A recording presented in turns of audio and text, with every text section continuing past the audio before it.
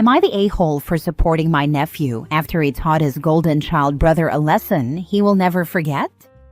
Context: I, 31 male, and my brother 40 male have two sons, Jack, 16, and James, 13. Jack was born when my brother was still in college. He didn't want a child at that time. He and his girlfriend struggled for a while, managing their studies and raising a child. Thankfully, our parents were supportive and helped him. I also helped in any way I could. Eventually, he finished his studies, landed a job at 27, and got married to his girlfriend. Then their second child, James, was born. Both of them spoiled him a lot. Whenever our parents or I said anything, they claimed James was their planned child, and since they were in a good position, James deserved it. At the same time, they neglected Jack. They gave James expensive gifts, toys, clothes, snacks, and everything. The saddest part is that Jack never once complained. I watched that kid be happy just because his brother was happy opening his gifts. James, on the other hand, was spoiled rotten. He constantly compared his things to Jack's, and if Jack ever got something good from someone, he wanted it too. This problem kept growing. The negligence towards Jack worsened, and James started taking advantage of it. He began getting Jack grounded for things he did, and their parents always believed James no matter what. Over the years, I saw the sparkle in Jack's eyes fade. Now the incident happened this Christmas. To be clear, I love both of my nephews. I don't approve of James's behavior, but I blame the parents, not the kid. So for Christmas, I bought both of them a Nintendo Switch. Jack had wanted one for years, and he almost cried when he got it. He hugged me and thanked me. But James hated it, saying, "I wanted a PS5, not this," and threw it away. I didn't care because I did my part. Whatever he did with his gift was none of my concern. I was not going to enable this kid like his parents did. A few days after Christmas, Jack came knocking on my door. The kid was crying and shaking. I let him in, calmed him down, and asked him what happened. To keep it short, after I gave them both a Nintendo Switch, Jack was too happy with it. He played The Legend of Zelda whenever he had time, and he was having so much fun. That didn't sit well with James. To ruin Jack's fun, James broke his own console and cried to their mom, claiming that Jack broke it. Their mom believed him, snatched Jack's console, gave it to James, and grounded Jack. Jack just lost it this time. Years of unfair treatment finally got to him. He grabbed James by the neck and started choking him. He said he didn't know what came over him, but his mom's screaming and beating couldn't stop him. He just saw red. He started screaming at James, demanding that he tell the truth. James was struggling and begging Jack to release him, and finally, James admitted the truth. Jack let go. James was left gasping for air, and Jack ran away, straight to my apartment. After a while, I received a phone call from my brother, asking me to send Jack home because he had a lot to answer for. Jack wanted to return home to face the consequences alone, but I went with him. When we arrived, I saw James visibly terrified of Jack. He had never faced consequences for his actions before, and it looked like Jack's anger had truly scared him. My brother started screaming at Jack, but I stopped him. I asked James, in front of everyone, why he did what he did. He didn't say anything at first, but when I pushed, he finally admitted. Jack was having too much fun, and it irritated him. That kid was so spoiled that someone else's happiness bothered him. His mom started to defend him, saying, "He's just a kid," and blah blah. I stopped her and sent Jack outside to sit in my car. Then I let my brother have it. I told him everything, how he had failed as a father, how he had neglected Jack, how he had spoiled James to the point of making him a terrible human being. My brother just listened. He didn't say a word. His wife tried to say something again, but this time he shut her up. It looked like reality had finally hit him. He finally realized his younger son was becoming a terrible person. I told him that if they hated Jack so much, I could take him in. Then I left and took Jack back to my apartment. Now Jack is here with me. His mother has been blowing up my phone, saying I was cruel to James and that I shouldn't meddle in their family affairs. She accused me of favoritism toward Jack. I didn't reply to her. I haven't heard anything from my brother yet. Maybe he's still processing his mistakes. For now, Jack is with me, playing games, studying. He's such a great kid. And if his parents don't want him back, I plan to support him until he graduates and gets on his feet. Am I the a-hole for taking Jack's side? Now for the top comments. Hopefully your brother will understand what was going on and not criticize you for having Jack at your house and defending him. Jack's mother will probably always lash out against you. Hopefully Jack can live at your house for a while until things calm down. You need to make sure that James is not going to seek revenge and do something evil. You're not the a-hole for defending your nephew. I believe my brother realized his actions. He was shocked when James admitted what he did, and he didn't say a word when I was screaming at him. Maybe it's a good idea to invite your brother to an evening together. Not to berate him again, but just to hang out together, eat something good, maybe play some board games with Jack if you're into it. Just have a fun evening together. This way, you show him that your concern comes from love, not bad feelings. This also might show him how Jack is thriving in a safe home and what a good and sweet kid he really is. I will actually do that. For now, I am just calming down Jack, making him feel he is not alone and he is loved. Then I plan to call my brother and have a talk with him. Not the a-hole. For Jack to have to do that just to get the truth from his brother, it shows he had a lot of restraint over the years. But everyone has a breaking point. My younger siblings were spoiled rotten. When I moved out at 21, my parents finally saw what I'd been dealing with for years and couldn't handle it. OP, you have saved Jack from not only his family, but himself. He ran to you, had the maturity to go home and face the consequences, and you shielded him. You are the very best, and I hope you and Jack find peace with each other now and in the future. Honestly, I was not that brave or sensible like Jack when I was 16. I will do my best to support him. Next story. Am I the a-hole for telling my family it's not my fault I'm not a twin? My parents struggled to have kids and underwent fertility treatments, which resulted in 2 sets of non-identical boy-girl twins who, for the most part, look identical. The older twins are Max and Amy, and the younger twins are Jace and Lacey. Our family has always been obsessed with the fact that 2 sets of twins were born to the same parents, and that they could pass for identical, even though they're the opposite sex. Birthdays, Christmas, school plays, sports games, report cards, graduations, everything was a huge deal and celebrated as this great unique thing. My siblings had countless parties thrown for them and received so many gifts for every possible occasion that it was insane. I was born 6 years after Jace and Lacey, and my family has never hidden their disappointment in having a singleton. My birthdays were never a big deal, and I didn't get the same attention for Christmas, report cards, sports games, or school plays. For my siblings, the whole family would try to show up and support them, while I was lucky if even one parent attended anything for me. My report cards were never celebrated either. I'm not particularly close to my siblings. They don't notice me much and enjoy the attention, so it's easy for me to slip through the cracks. But even our parents don't put the same amount of effort into me as they do for them. A weekend ago, my graduation became a topic of conversation. My siblings couldn't make it because of work or college, and the rest of the family responded with, "Well, I guess we don't need to plan around your graduation." I told them I would still like everyone there, but they said I didn't need anyone there. I asked why my siblings had full family support at theirs, and they told me it was a big deal because they were twins, one of 2 sets born to the same parents, and could pass for identical. They said that was something to celebrate. I told my family it wasn't my fault I wasn't a twin, and that I didn't understand why I was being overlooked. My grandpa said that at 17, I shouldn't be jealous of the attention other kids get, and that as a boy, I shouldn't get caught up in that kind of thing.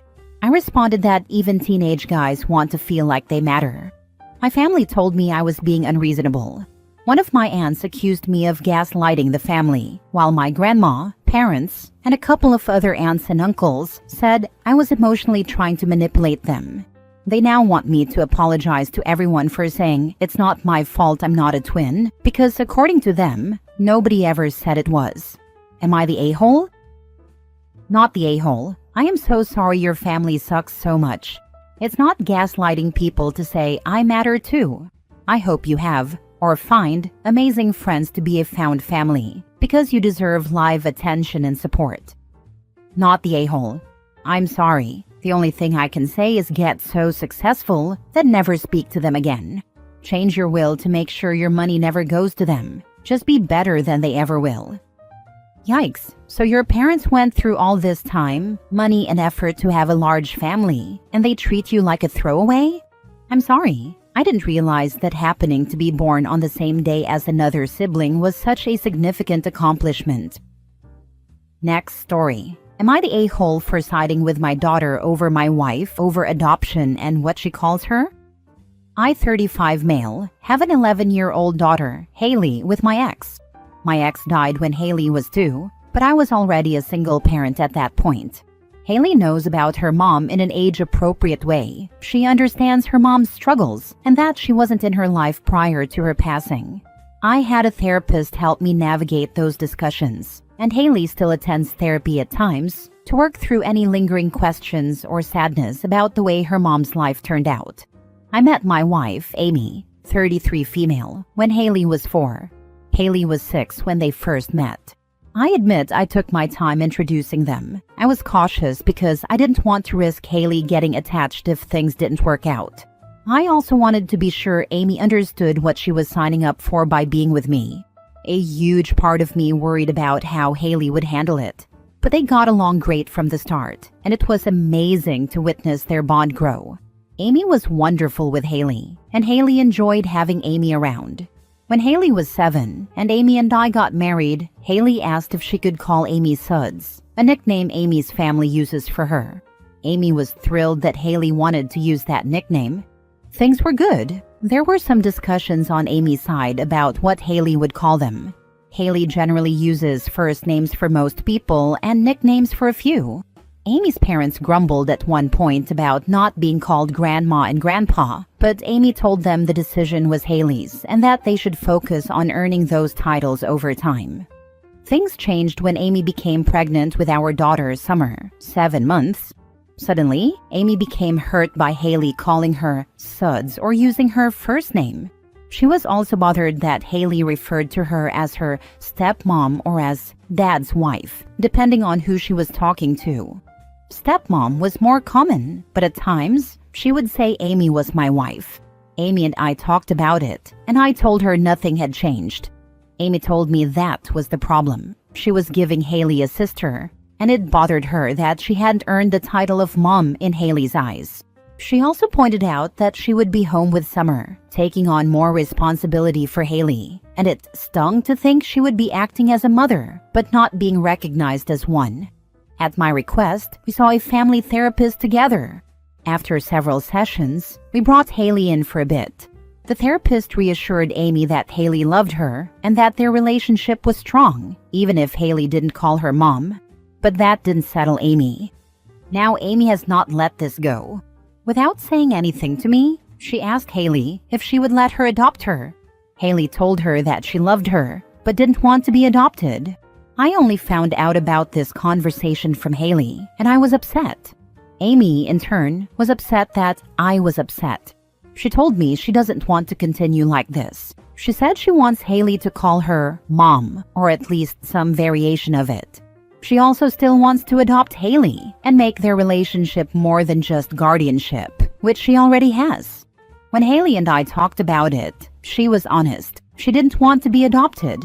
She was sad that Amy was upset and didn't want to hurt her feelings, but she was firm in her decision. Amy, however, is still hurt and upset that I chose Haley's feelings over hers. She told me I should at least tell Haley to call her mom. I told her that should be Haley's choice, just like Amy had previously told her parents. Amy said she used to believe those titles could be earned, but that belief has died. I asked if this was truly a deal breaker for her, and she said yes, because she hates hearing Haley use her name or her nickname while she always calls me Dad. Amy has confided in her parents about everything, and they told me I was doing Amy wrong by siding with Haley. They said this is about respect, not just feelings, and that it's disrespectful for Haley to not call Amy Mom after all this time. Am I the a-hole? Now for the top comments. Not the a-hole. Go back to family therapy. If Amy can't let this go, things are going to get really ugly. That might not be a terrible idea for just the two of us. I worry Haley being there will make things worse right now. Not the a-hole. Amy needs to pour herself a nice tall glass of grow the heck up. You did the right thing by protecting your daughter instead of catering to your wife's insecurities. I wish her mindset from before could return. She even used to say as long as she wasn't the wicked or hated stepmom, she was happy, and now she's unhappy with anything other than mom. Get Amy checked for postpartum depression. It can do crazy things to your mind, I know from experience. She was already checked for that, but this also started before she gave birth. Although I know stuff can pop up even during pregnancy. But with her already being checked, I'm not sure it is that. Admittedly, it could still be. Put your foot down hard. Tell Amy she and her parents need to stop the childish behavior. Last story. Am I the a-hole for kicking my sister out after she laughed at me and my disabled wife? My wife and I are both 23. We started dating when we were 15 and got married 4 years ago. Our families were against us getting married so young, saying we were too young to commit, but we went through with it anyway. They attended the wedding, though we could sense their discomfort. Now both of our families get along, and I felt like we had all come together because my wife and I were happy, and so were they. 7 months ago, my wife had an accident. She broke both of her legs and suffered facial scars, which led her into depression. I've been doing my best to support her, comfort her, and provide as much physical and emotional care as I can. The doctors are trying their best, but the truth is, she's possibly paralyzed for life. She knows it, and so do I, but I'm committed to helping her through this. 3 days ago, my sister came to visit us. She got drunk and started making fun of our situation.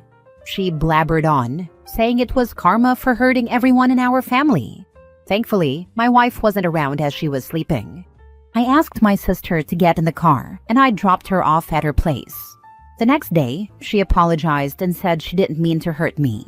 I told her that what she said was deeply hurtful. If she had hit me, I could have forgiven her. But making fun of what my wife and I are going through is something I cannot accept. I told her I would never talk to her again. Now my parents are saying I should forgive and forget because she was drunk, but I feel like she was extremely disrespectful to both of us and our struggle, and making fun of it is not something I can overlook. Not the a-hole. Drunk words are sober thoughts. I've always believed what people say when they are drunk are their true thoughts, because inhibitions go out the window when you're intoxicated. You say and do things you wouldn't normally do because all your filters are gone.